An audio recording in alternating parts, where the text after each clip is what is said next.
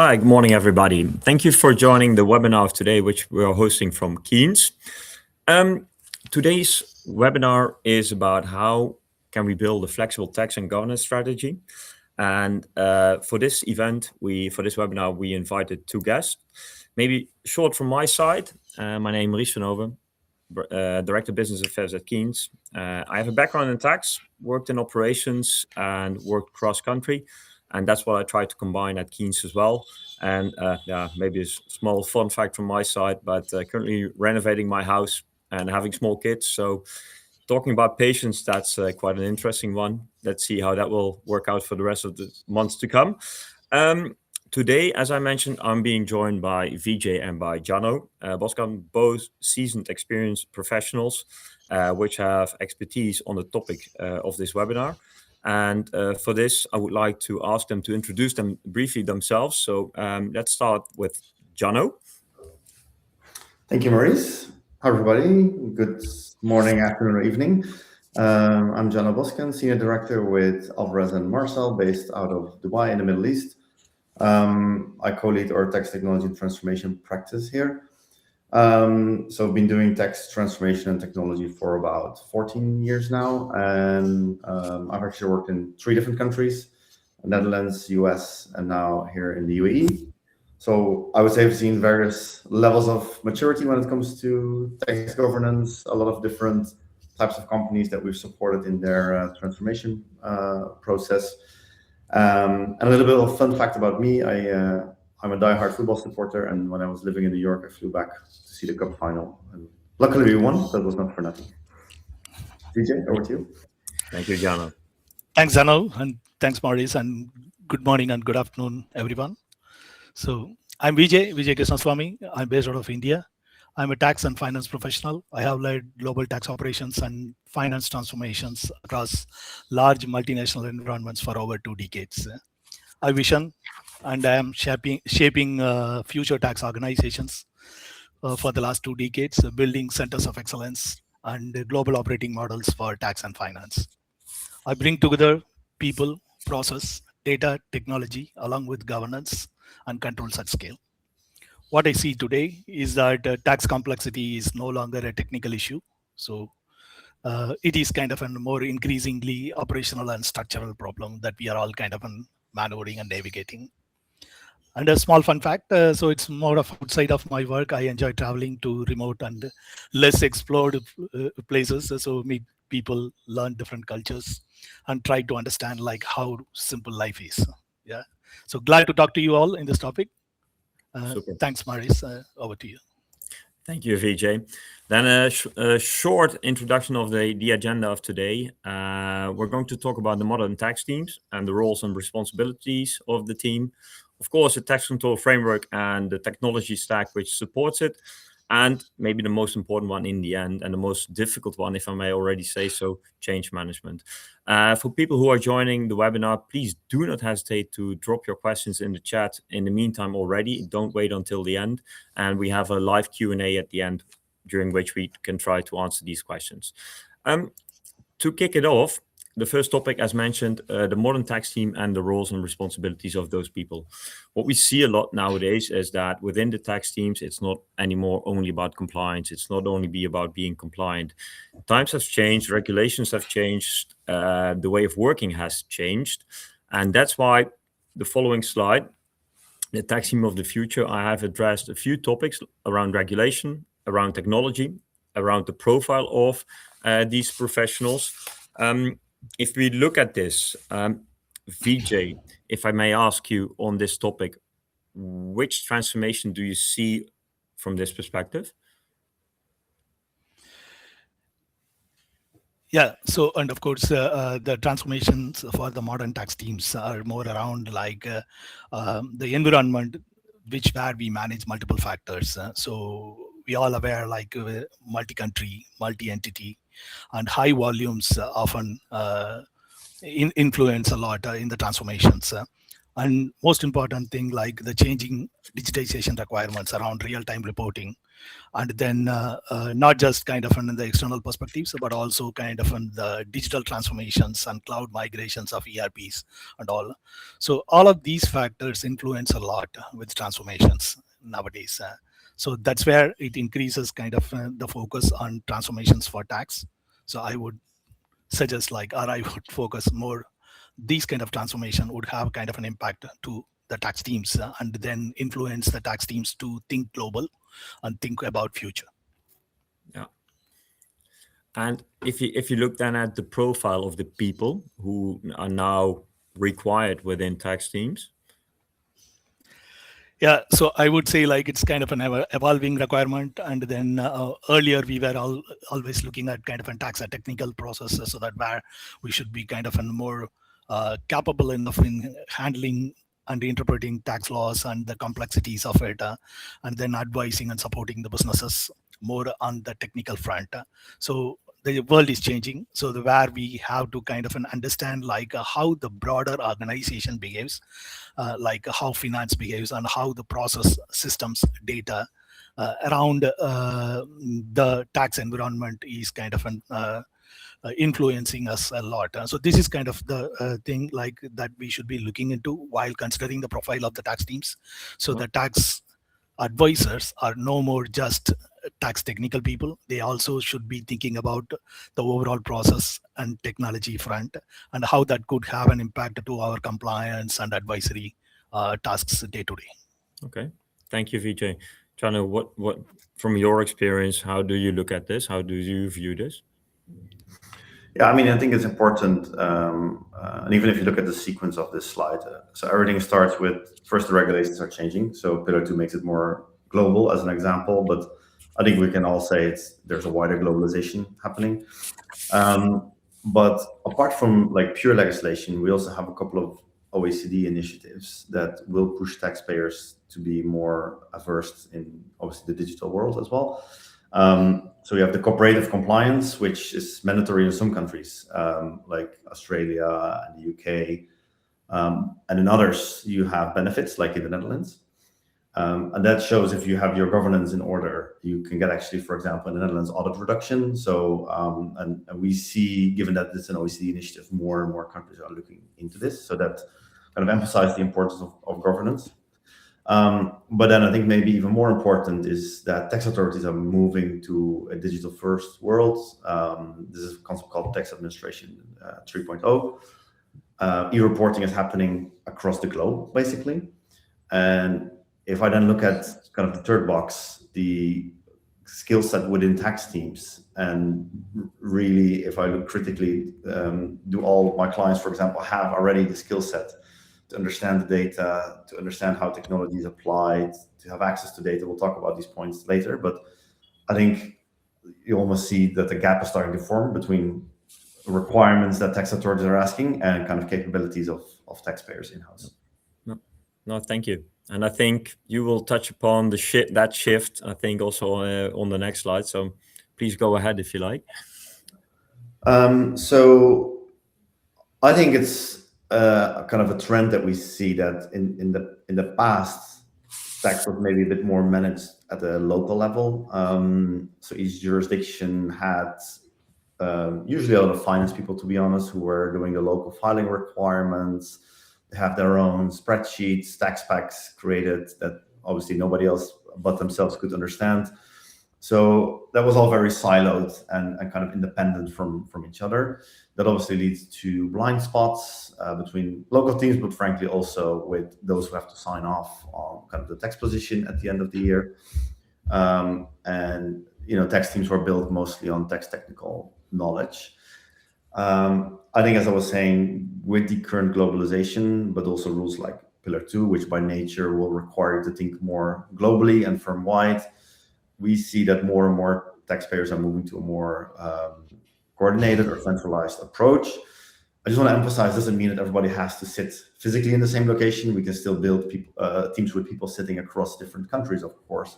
But what we do recommend and what we do see is think about the global process design, having standards that are applied across the board, across countries, and making sure you have that access and oversight of your data.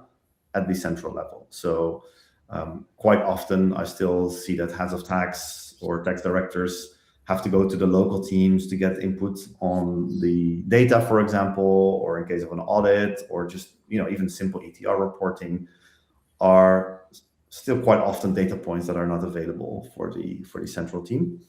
And as I was saying, to get there, we also need to make sure we understand how data flows within the organization. We need to have the governance around it, and we really need to have that data and technology mindset. So that's in my mind the shift that we see.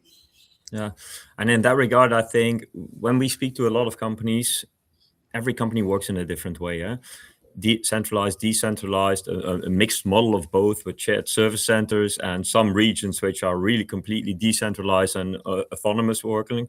But the points you mentioned in the end, it should be clear on how data flows, who's responsible for what. But that's maybe a good transition to the next slide, I think, because Vijay, this is maybe a topic which you could pick up.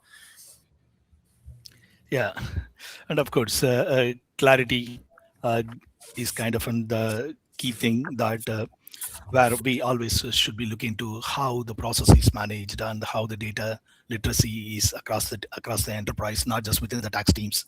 So because this is the area where the dependencies are greater with finance and other data providers for tax, and collaboration it should be at its best, and change leadership, how tax can be the change leader in kind of an influencing what is required for tax to orchestrate the compliance activities. So from that part, I would say like modern tax teams and global tax operations in multinational environments with hybrid ways of working, tax center of excellences are evolving continuously. This is not just a simple transition for any organization, I would say. So it is being driven by scale. Many tax teams today have started operating and managing hundreds of entities across countries with a lot of centralization and dependencies happening already through kind of global business service centers or SaaS service centers or centralized ways of working. And then where that brings in kind of the dependencies to be working with finance, business, IT, and HR and the legal teams more than ever before. So I'm not saying like it was not there earlier. So, but in the new environment, the tax teams have to navigate through these dependencies a lot more than before. And this is no longer a linear process. That's what I would tell. So it is a network of dependencies. So where tax teams are not just preparing tax declarations or returns anymore, or not just doing a simple tax advisory work, though it's complex as usual, but they are coordinating the enterprise itself. So that's what I would tell. So that the complexity is growing with high volume and increased factors of digitization happening around and all. And tax operating models in the organization also needs to evolve like that. So that's what I would tell. So that from that part, the role of tax is clearly shifting from execution to orchestration. So though, of course, we all know like there are many areas that we still have challenges of manual ways of working, but I would say like the responsibility and the clarity of tax's role, it's already shifted from execution to orchestration. No, and from that perspective, of course, because that's a good cue to go to the next topic. Of course, you have teams, roles, and responsibility, but without a good orchestrated tax operating model and having clear governance in place, that's when things start to come together from that perspective. And from that point, I think, Djanno, maybe this is an interesting one and a good one for you to pick up. From a TCF perspective, what is relevant from that perspective, what to think about and how to structure it? Yeah, sure. I mean, I think tax control framework or tax governance framework are kind of terminologies that are typically used for this. But for me, it starts with tax strategy first. I think that's a component of often overlooked. It really sets the direction and the tone of the team. I've seen many times where there was no tax strategy, and what I see is also people sometimes lose focus and direction, and you really lose people in the journey if you don't tell them where the train is going, basically. So it's that's always a key starting point for me, and obviously that flows into your tax policy and procedure documents. Then process monitoring and controls. I'll touch upon the controls separately in a bit, but I think there is various stages of maturity when it comes to tax controls. So I do see a big difference depending on where you kind of work in and where the clients operate. Tax controls are, I think, usually existence within the tax compliance process, but I'll touch upon it in a minute. It should be much broader than just the tax compliance controls. Then also you have the risk identification and mitigation. So what's really the risk areas that you should be focusing on? What's the materiality when it comes to tax? What's your risk appetite? What mitigation measures do you want to put in place? Obviously, from a tax standpoint, we often want to, reach zero mistakes, and we obviously want to be compliant, but it's just not realistic to capture each and every potential risk, right? So we really need to think about how do we divide our resources and skills the best we can to at least capture the material risks. Of course, it goes without saying that risk identification becomes a lot easier if you're able to apply the right technology on it. So same story there, different level of maturity. So some clients still look at risk identification by checking the top 20 high volume transactions, whereas some have way more automated exception testing, for example. So that's really where technology can be a differentiator as well. Yeah. And then lastly is your KPIs and reporting. So maybe if I move on to the next slide, then we can deep dive a bit more into the controls. So there are different types of controls, I think. So process controls around data, around compliance, which is probably the one that we're most comfortable with, and then technology-driven controls, as I was saying. Technology can help identifying the risks, so that's a key one there as well. So if we talk about controls from a tax standpoint, I think the what I see most often being present within organizations is within the compliance process, we execute certain controls. And these may or may not be documented, but that's where a lot of the time of the tax team sits.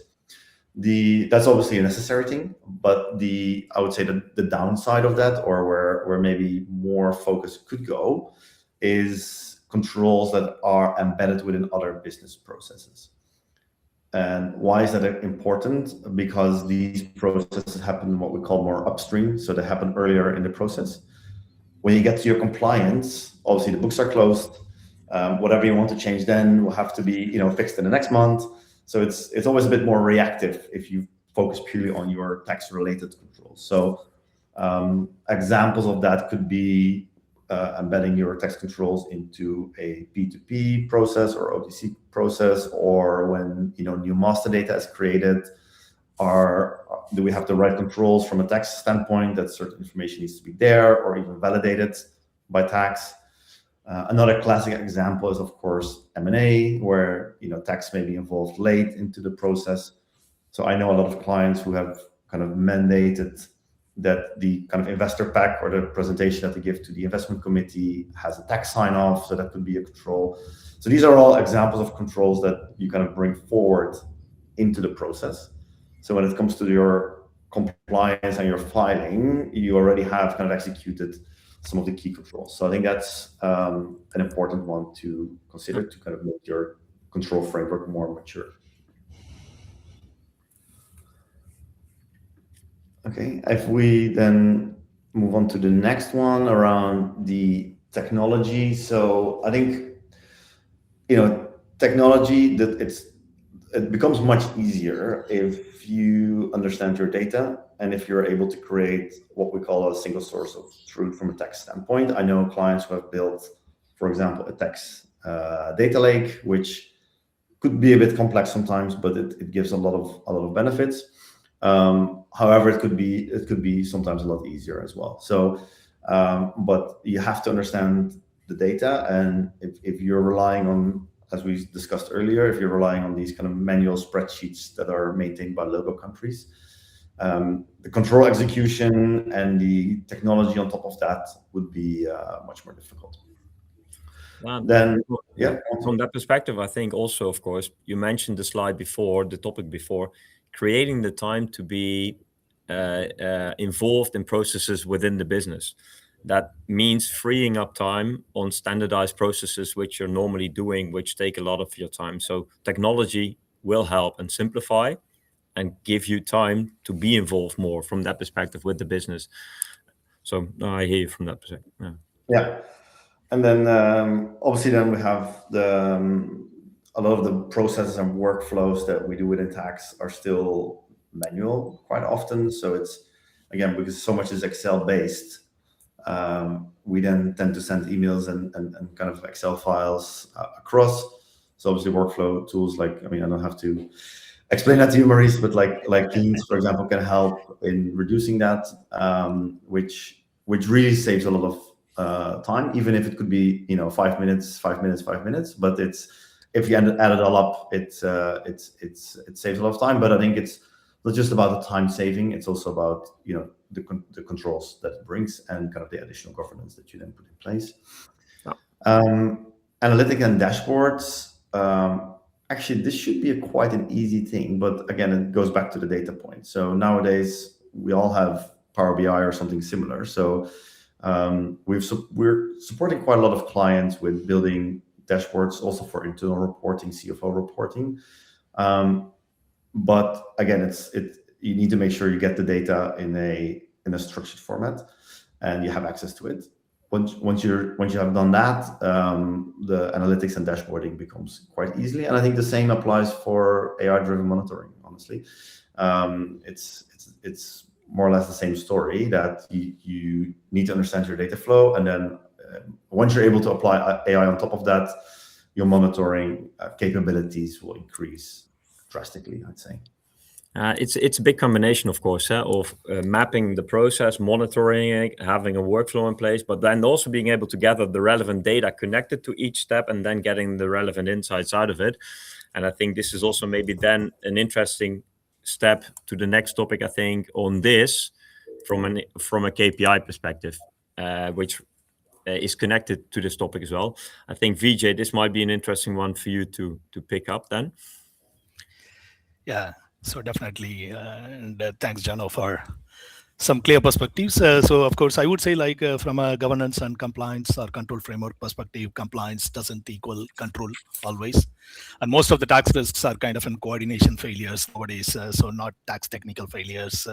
So what I would say is technology is an enabler here, but the technology supports governance and enables the scale. And of course, the AI brings in faster decision making and then more deeper analytics and faster analytics. But none of these technologies can replace clear operating models and the ownership. So most of the organizations invest in tools now, but still rely on emails and manual tracking. Without structured workflows, tools can't solve coordination requirements. So that's what we all see. So the technology works only when processes and ownership are very clear. So many organizations today already have well-defined governance frameworks and tax controls. But the challenge is not the absence of controls. It is how consistently these controls are operated in practice. The controls often break at handoffs between teams, between systems, during the processes, and between the jurisdictions that we are handling. So what we see often is that controls exist on paper, but are not fully embedded or effectively operated in execution. That's what my observations are across the organizations that I am working with. So governance and control framework is only as strong as and effective as how it operates in reality. So then from that part, so we need to look into the perspective of how deeper the risk awareness is within the tax teams and how good the performances are monitored through dynamic KPIs. So that's what I would say. So the KPIs should be very risk-driven KPIs that enables performance. So where KPIs are critical, but only when they reflect real performance and also help corrective improvement measures. That too also in a real time. So meaningful KPIs should reflect real performance factors like not just completion of the activities, but the key activities like, key factors like data quality and how early issues can be identified and resolved. So KPIs should also be kind of looked into the perspective differently from a TCF perspective, so that it brings in the governance more flexible and then more helping us to keep the management or keep the tax management in control. So from that part, KPIs should not be static. The KPI design and structure also need to be reviewed and improved periodically as and when the operating models or processes or governance around the data changes or regulatory requirements evolve. So that from that part, KPIs should be dynamically looked into and then should be kind of improved continuously. In summary, what matters most is not just monitoring the performance through the KPIs that exist on the work that is whether completed or not.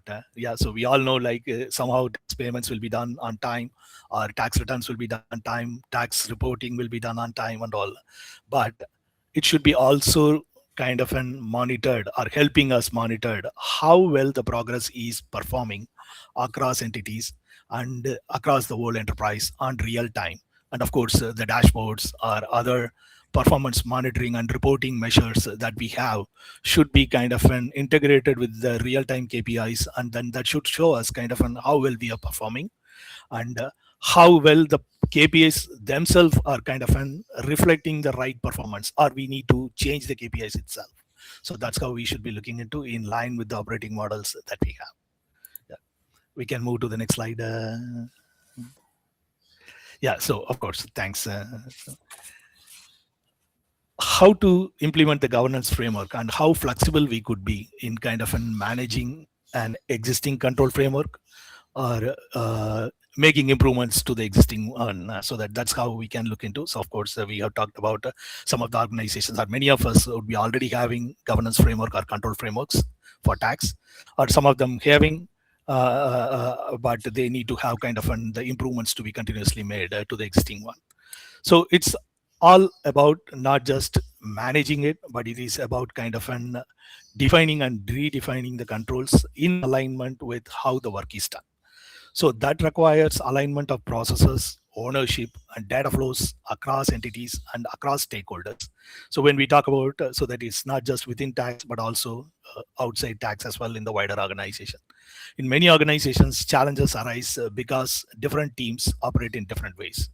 So lack of standardization or need for standardization is a critical factor always. So tax being kind of a process that had been kind of managed jurisdiction-wise or countries-wise and all. And with the evolving hybrid ways of working, things are changing and there are a lot of centralization happening.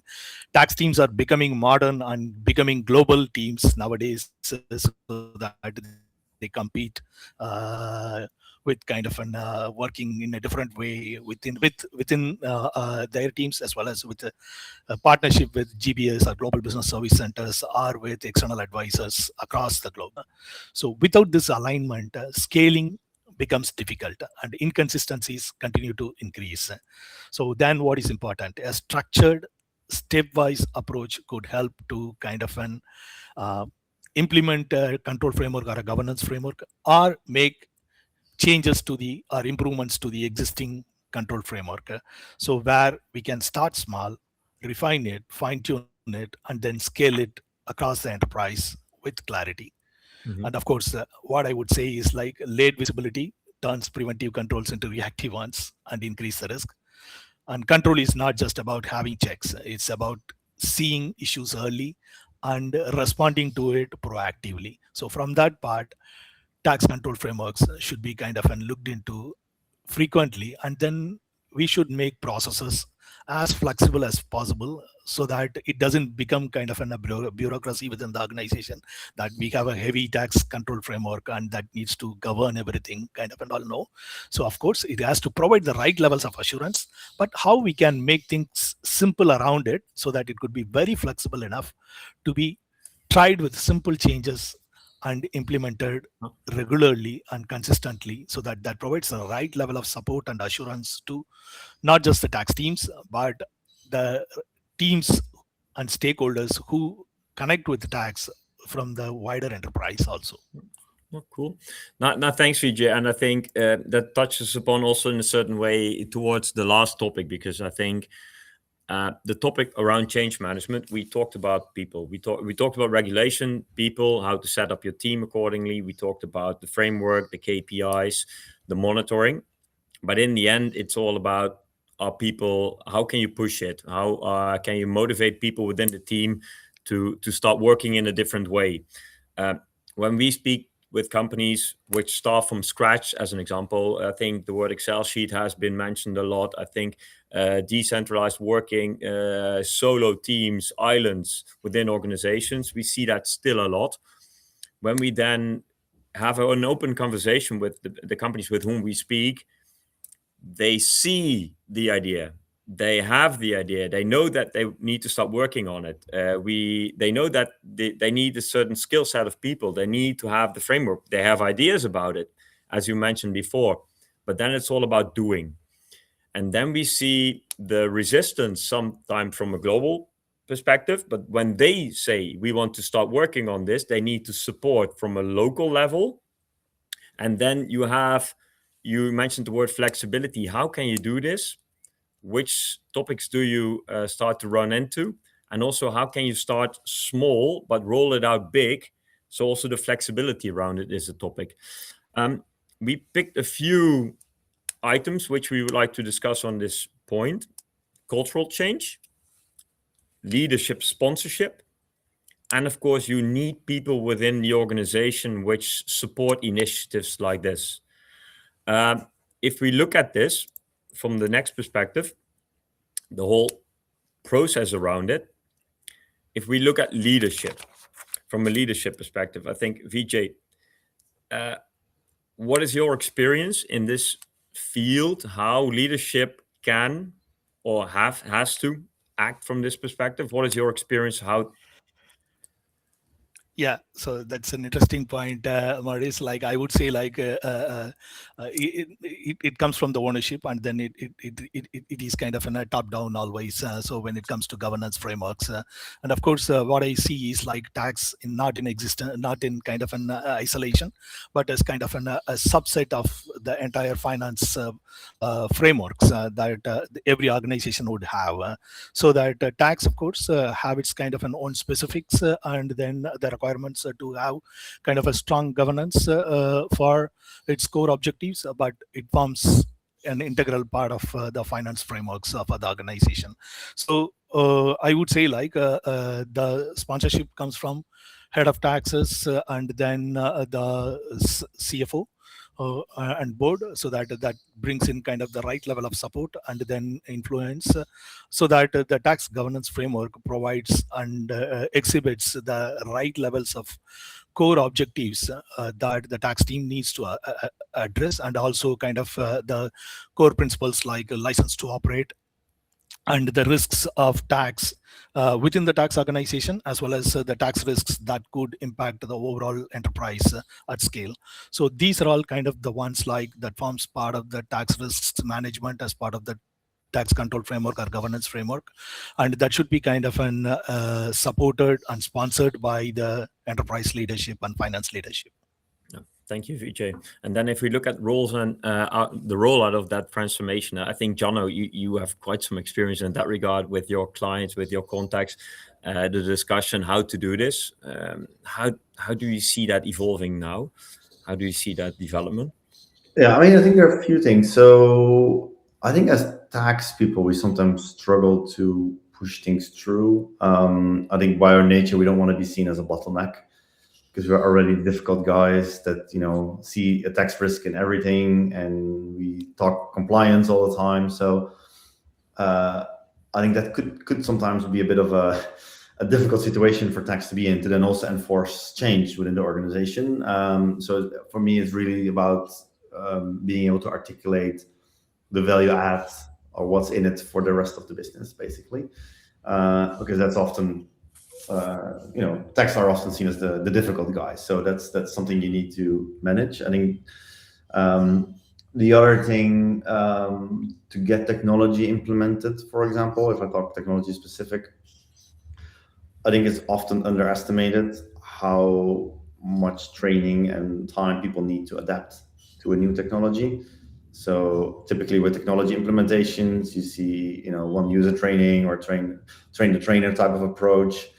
People join a call where everybody has the camera off and try to pick up a couple of things in that 1 hour session.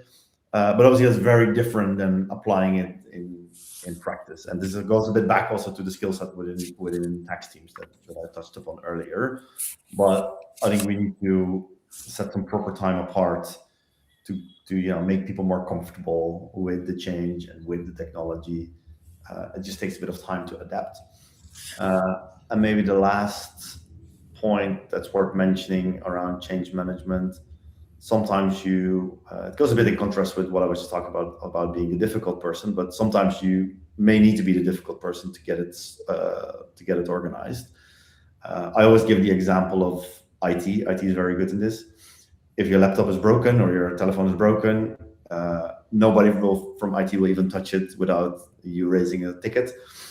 And obviously, as tax, we try to be much more flexible, which I think is good to a certain extent. But I think IT has shown that they can enforce change because people want their laptop to be fixed. They want their telephone to work.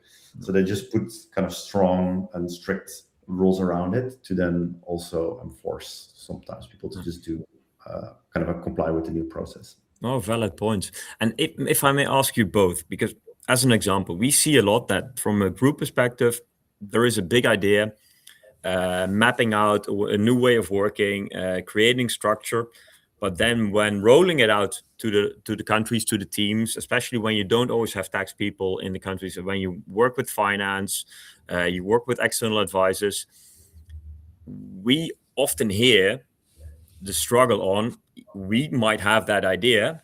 For a certain part of the group, we have the autonomy to push it a little bit. For a certain part of the organization, we don't have that push, so we need to rely on that they would like to collaborate with us on this topic because we need the information and it's for them an extra burden. We see the topic about flexibility on how can you start small and grow into this. And that is something we would always try to facilitate, but that's where I always see a struggle. I don't know how you see that with your clients or the companies where you have worked with. How did you experience it? I mean, for me, it's indeed there needs to be some benefit in it for them as well. That helps a lot. The other point is obviously the leadership sponsorship. So often if the kind of group CFO is involved or at least sponsors the project, they kind of cascade it down to the local finance leaders or CFOs or finance directors. And then usually the people responsible for tax sit under them. So that's another one to consider. I think these things would help, but it's a common issue that I see as well. Like that goes back to the responsibilities and especially those that have a more decentralized approach, then they don't report to the group tax, so they report to the local finance teams, and that does make it sometimes difficult. I agree. And starting small always is, I think, a good idea as well. I completely agree with that, Maurice. In that regard, maybe on the next one we have, now we call it a little bit like build a team of cheerleaders, but in the end it's all about people and dedication and putting efforts in and willingness to change. And as we mentioned already, I think before during this webinar on the shift from compliance to advisory, you would like to be more involved with the business, create that time, and also in that transformation, you need people to lead because, of course, you have the sponsors like a CFO and a head of tax. But do you now see with the companies with whom you work that they also try to free up time to create dedicated time for people who lead this from an accountability, responsibility perspective? Do you see that already a lot happening? Yes, Maurice, that's what I would tell. And in my observations and experience, people don't resist change. So they resist unclear accountability, and they resist when we go to them at the last moment. So what is important is like how well we plan the changes how well we bring in people into it, and then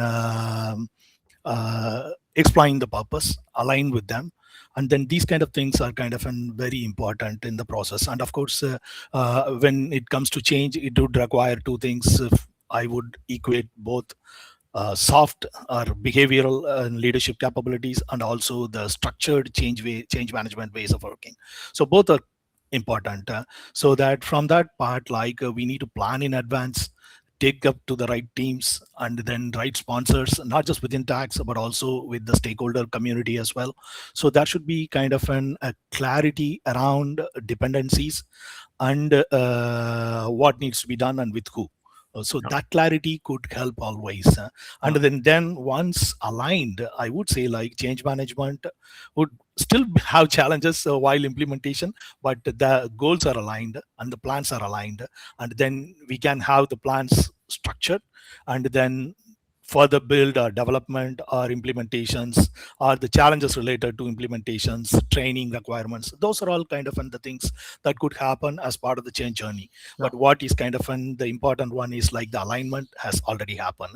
So now it is not just tax who needs to resolve the issue themselves. And now you have a partner, or we have a partner from finance and other key stakeholders who we have not missed in the beginning itself, so that they are also together with us in resolving the problems and resolving the change management issues and getting things successfully done.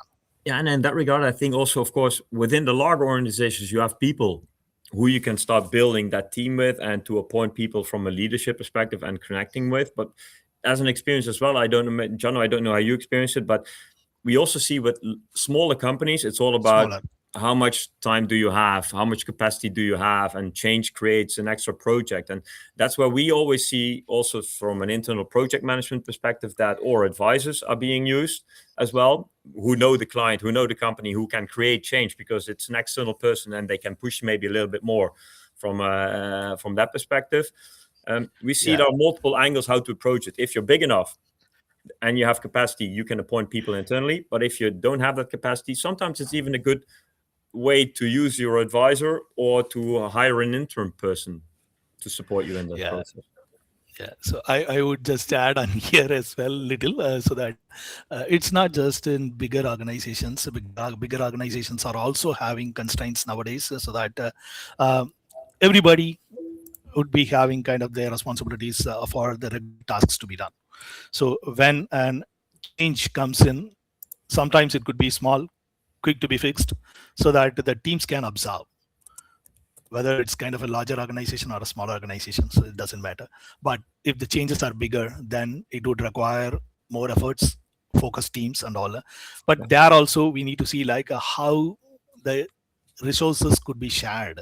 So I rarely see like nowadays, like we get resources only for project, and then they just deal with those projects or take the responsibility for the projects. So it won't help. So that then of course we need people who knows the process and who have worked on the process and continue to have the responsibility on the existing process and also take up the new changes as well. So that's how the environment would be. So I would say like often we refer to kind of building a plane while flying. So that's how it is. So it would be a crunch, and of course I would say like it's a challenge. So we need to appreciate and then recognize the challenges that the teams would face during these transition times, like doing their existing tasks, core compliance activities or advisory activities, and also supporting, and how we can free up time and how we can take up the responsibilities and all, of course. And sometimes we may have to go to external consultants as well. So of course these are all challenges, I would say, like irrespective of the size of the organization. But smaller organization might face more, so because they may have one or two people only, but the part like then they have to get them to do this one also, so which would be very burdensome. Also, I think we have to look a little bit at the time now. I think the last point, I think we already addressed it. I think change is not a project, it's a continuous journey. I think Vijay, you elaborated already a little bit on it. Start small, plan big, grow within the organization, learn all the time from all the experiences, all the risks which occur. And I think this is an ongoing process. And I think also if we look a little bit further, but maybe I will include that in the wrap up, because I think now we're going to move for the Q&A, and let me have a look on the questions which we have. I have a question. Vijay and Djanno, how would you approach starting this in case of a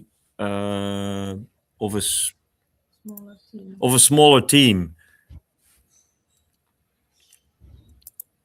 Djanno, do you? Yeah, I mean, in some respects, a smaller team is easier because you have less people to manage and change. So that's the first win. I mean, from my perspective, I think the components shouldn't change necessarily. The key thing is not to diminish change management. I think that's my observation for small and big teams is people tend to take it lightly sometimes when it comes to change management. If this would not be a webinar, I would like to do an exercise where I give instructions on drawing something, and then we'll see everybody will have a different drawing, whilst the instructions were the same. And that's for me the key takeaway, that Cool. It should be included and it should be taken seriously. Yeah. Okay. Cool. Thanks. Just to add on, so that of course you would, in a smaller team, there would be kind of a lesser time spent for alignment, so that it could be faster, like you can get into quicker discussions and then alignment faster. So, but planning brings in a different dimension into a smaller team, where I would recommend always, even for smaller teams, to follow some structured approach, so that not bringing in big processes, but a small structured approach, so that could help you out, kind of an list down your priorities, plan well, and then follow some approaches like simplification, standardization, and automation, kind of, and also fix your process first, understand your data requirements, and establish your data governance, and then move into kind of in your automation if required. Don't start with automation at the beginning, so that these kind of small steps could help you out. Yeah, so I'm happy to explore if you have further kind of in specific requirements or challenges in any small projects. Okay, thank you. We have one more question, I think. Let me see. Question for Vijay. When you were implementing a TCF at Shell, how did you handle resistance from experienced tax professionals who felt their authority was being undermined? Okay, so that's interesting. So that, of course, I would say like the TCF is kind of not just one time implemented, and then it's been continuously reviewed and improved, so that there could be kind of further periodical changes are also to be made in that. So that I would say, like, every time we get into, so there would be always a process that you have to design or redesign the changes that you are going to make in the TCF, and then that would go through an alignment and discussion processes, and so that could bring in kind of the challenges that, as you have rightly mentioned, like there will be resistance, so until there is clarity, yeah, so which is important, so that then the TCF changes that we are bringing in is kind of and should clearly demonstrate out like the purpose and objectives behind the change, so then why this change is happening and how it is going to benefit, and what gaps that is currently existing that these changes are addressing, so which is all kind of an important, and of course then that could help you out kind of in bringing in the right alignment and progress towards implementation. And sometimes it might bring you kind of an also insights like there could be better ideas coming in those discussions, so that then you have to kind of realign and redesign the TCF that the way you are making. But always we follow a simple approach as like how we can eliminate waste steps, so that the process could be more efficient, and then how we can bring in more standardization and simplification in the process. So that's what we would be looking into even when we are working with tax compliance framework changes. And of course this structured approaches could always help you to overcome those resistance, and once you have kind of clear out the accountability of people, and I would say like a change would always work. So, and of course what is important is like I would keep referring to the flexibility part of it, so make it simple, so that then your change management would be comparably easier. No, fair enough, and thank you for that addition, because I think unfortunately we have a lot to talk about, but unfortunately we are out of time for this webinar for today. But I think also the last part, I think a lot of food for thought for everybody on which topics are relevant for their own teams, on where do we stand at the moment. First of all, let me thank the both of you for your contribution of today on this topic, and for all people joining us today. The slides will be available on our website and will be shared for all participants in the email. But as a small wrap-up, I think we talked about team. We talked about not only about team. Let's start with more like global changes from a regulation perspective, which force you as a team just not to focus on the compliance and on the filings, etc., but more take a more proactive step also within organizations to free up time to be involved with business. But that creates challenges because you want to also create a framework around how you work as a tax team, the tax strategy, as Djanno mentioned before. How do you define it? And then, Vijay, I think you rightfully mentioned, first of all, you need to connect KPIs to that TCF. But in the end, you should be flexible to change your way of working and also in line with getting people on board in your way of working. And that is connected again to the change management, which is, I think, sometimes the most difficult part of this process. I'm going to thank you both very much for your time today and for giving your insights. I'm going to thank all the people who joined us today during the webinar for joining us. Thank you very much, and we hope to see you during the next webinar from Keeyns. Thank you very much. Thank you. Thank you all.